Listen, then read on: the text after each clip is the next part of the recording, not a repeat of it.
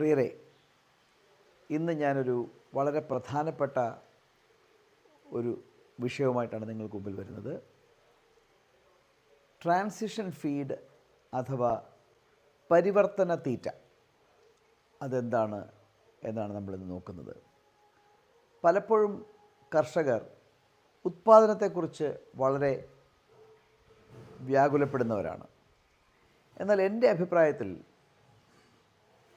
Farm വിജയിക്കണമെങ്കിൽ ഉത്പാദനത്തെക്കാൾ ഉപരി നമ്മൾ പ്രത്യുത്പാദനത്തിലാണ് ശ്രദ്ധിക്കേണ്ടത്.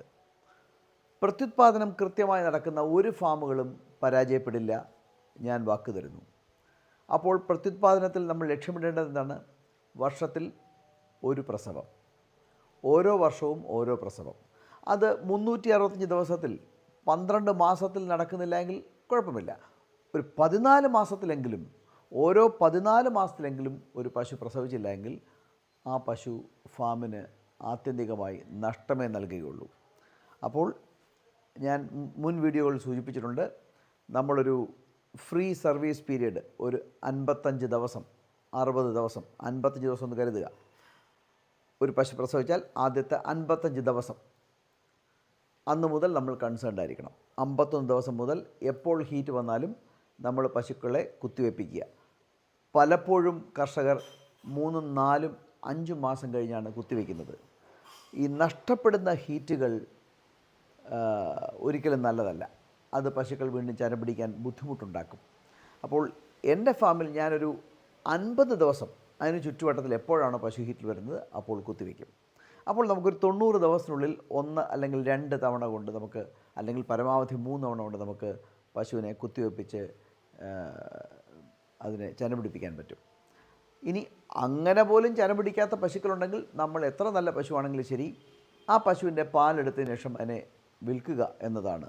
പക്ഷേ നമുക്ക് റീപ്ലേസ്മെൻറ്റ് സ്റ്റോക്ക് നമ്മുടെ ഫാമിൽ തന്നെ ഉണ്ടാകണം. ഇത് ഞാൻ പല ആവർത്തി എൻ്റെ സുഹൃത്തുക്കളടുത്ത് പറഞ്ഞതാണ്.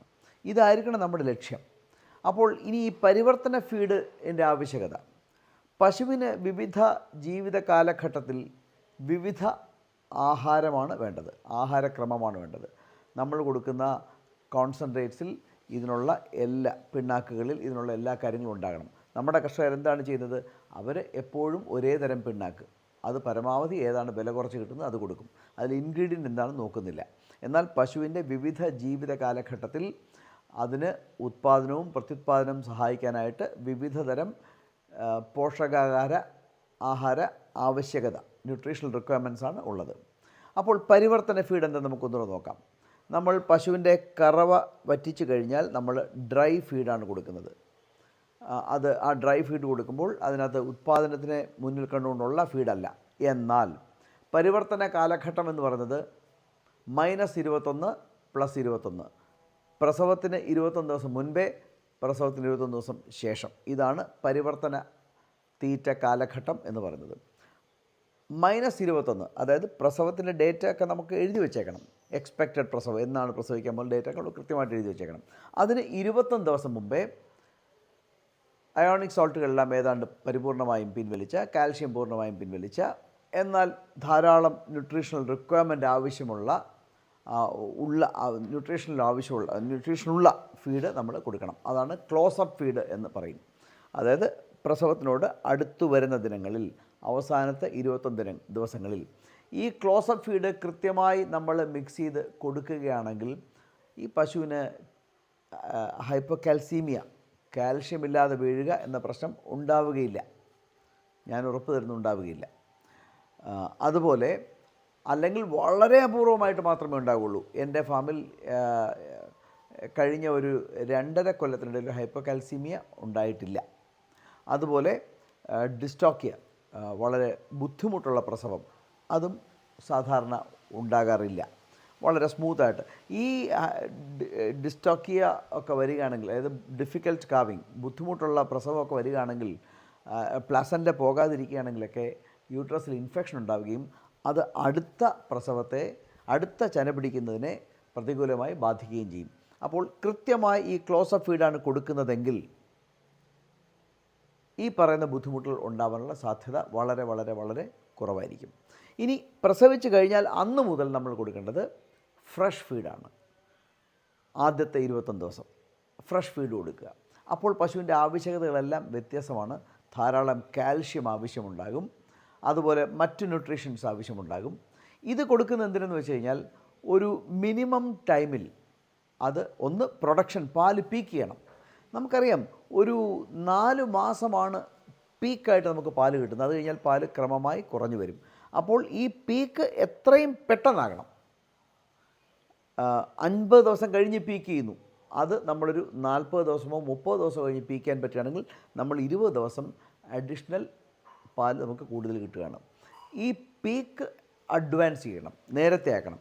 അതിന് പശുവിന് അപ്പോൾ കൊടുക്കേണ്ട ന്യൂട്രീഷൻ വ്യത്യസ്തമാണ്, ക്വാണ്ടിറ്റിയും വ്യത്യാസമാണ്, quality of feed, density of feed, ഫീഡിൻ്റെ ക്വാളിറ്റിയും വ്യത്യാസമാണ്. അതുപോലെ തന്നെ അടുത്ത പ്രസവത്തിന് പശുവിൻ്റെ ഓവറി സജ്ജമാകണം, യൂട്രസൊക്കെ വളരെ ചുരുങ്ങണം, കറക്റ്റായിട്ട് കൺട്രാക്റ്റ് ചെയ്യണം. ഇതിനൊക്കെ വേണ്ടി ഒരു ഫ്രഷ് ഫീഡും കൊടുക്കണം. ഞാൻ വാക്ക് തരുന്നു, കൃത്യമായി ക്ലോസപ്പ് ഫീഡും ഫ്രഷ് ഫീഡും കൊടുക്കുകയാണെങ്കിൽ ആ പശു കൃത്യമായി ചെന പിടിക്കുമെന്നാണ് കരുതുന്നത്. ഇനി എന്നിട്ടൊക്കെ പോലും ചെന പിടിക്കാത്ത പശുക്കൾ, നമ്മൾ പറയുന്ന ടാഗറിൽ ചെന പിടിക്കാത്ത പശുക്കൾ നമ്മൾ ഒഴിവാക്കിയേ പറ്റുള്ളൂ. കാരണം നമ്മൾ ജീവനുമായിട്ടാണല്ലോ നമ്മൾ കളിക്കുന്നത്. അതുകൊണ്ട് എല്ലാം 2+3 എന്ന് പറയുന്നത് 5, 2+3 5 എന്ന രീതിയിൽ എപ്പോഴൊന്നും പോകില്ല. എങ്കിൽ കൂടെ നമ്മൾ ചെയ്യേണ്ട കാര്യങ്ങളെല്ലാം കൃത്യമായി ചെയ്യണം. ഫാമിൻ്റെ വളർച്ചയ്ക്കും നിലനിൽപ്പിനും ഉത്പാദനത്തെക്കാൾ ഉപരി പ്രത്യുത്പാദനമാണ് നടക്കേണ്ടത് എന്നാണ് ഞാൻ വിശ്വസിക്കുന്നത്. പ്രത്യുത്പാദനം കൃത്യമായി നടക്കുന്ന ഫാമുകൾ ഒരിക്കലും പരാജയപ്പെടുകയില്ല.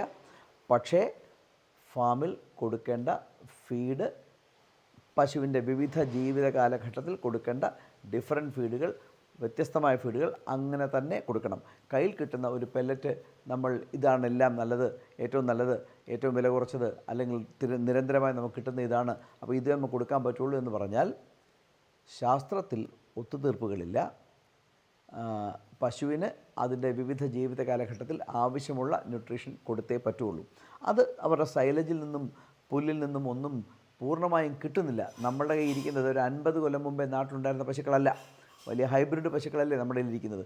അപ്പോൾ അതിൻ്റെ പോഷകാഹാര ആവശ്യകത, ന്യൂട്രീഷണൽ റിക്വയർമെൻറ്റ് വളരെ വ്യത്യസ്തമാണ്. അതറിഞ്ഞ് തന്നെ ഫീഡ് ചെയ്തേ പറ്റുള്ളൂ. എങ്കിൽ മാത്രമേ ഉത്പാദനവും പ്രത്യുത്പാദനവും നന്നാക്കി ഫാം വിജയിക്കാൻ പറ്റുകയുള്ളൂ. ഈ വീഡിയോ നിങ്ങൾക്കേവർക്കും പ്രയോജനപ്പെട്ടു എന്ന് ഞാൻ കരുതട്ടെ.